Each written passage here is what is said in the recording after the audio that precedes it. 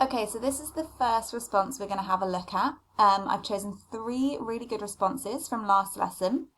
I'm going to talk you through what went well, what area they should develop, and what the mark is. So listen carefully because I've chosen these for a reason. They reflect the general issues or the general areas of success across the class that will help you with your own analysis as well.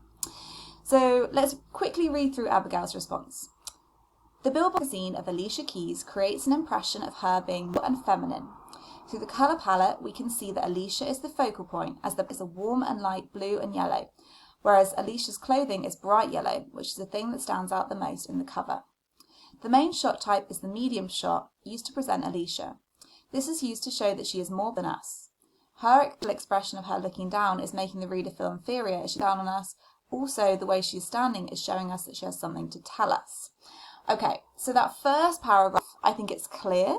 She's made a couple of clear, we've got this idea of femininity, we've got this idea of power, maturity. There's a couple of uses of media terminology, colour palette and medium shot.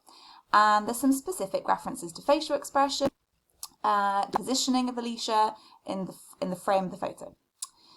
Second paragraph. The use of soft yellow and dark black in her clothing are opposite to each other, which makes her stand out more.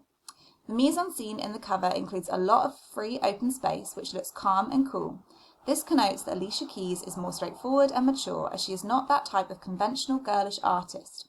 This is also helped by the way she doesn't have fancy jewellery and makeup.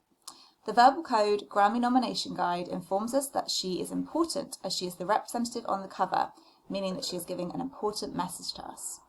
I think the second paragraph is stronger than the first one because I think it's clearer in terms of the meaning. She's used a couple more examples of media terminologies as well as colour palette, medium shot, mise-en-scene, connotations, verbal codes and representations. It's fab, got 6 examples of media language, all accurately used. And she's pointed out 3 more details from the cover, which is great. So what do I think could be improved about this? Well, the big EBI for Abigail is that although she picks out a lot of the really interesting stuff, although she uses excellent media language, has really, really good skills, and I think her answer is nice and clear, I don't think she goes far enough with the effects and the meaning. So remember on the mark scheme and the video that you just watched, we looked at this idea of going beyond the more obvious meaning and to look at layers of meaning and be really specific. So I think this is what lets her down slightly. If you see, she repeats herself. You see what I put in red? Stands out the most, makes her stand out. And then later she says, gives an important message, and she also refers to something to tell us.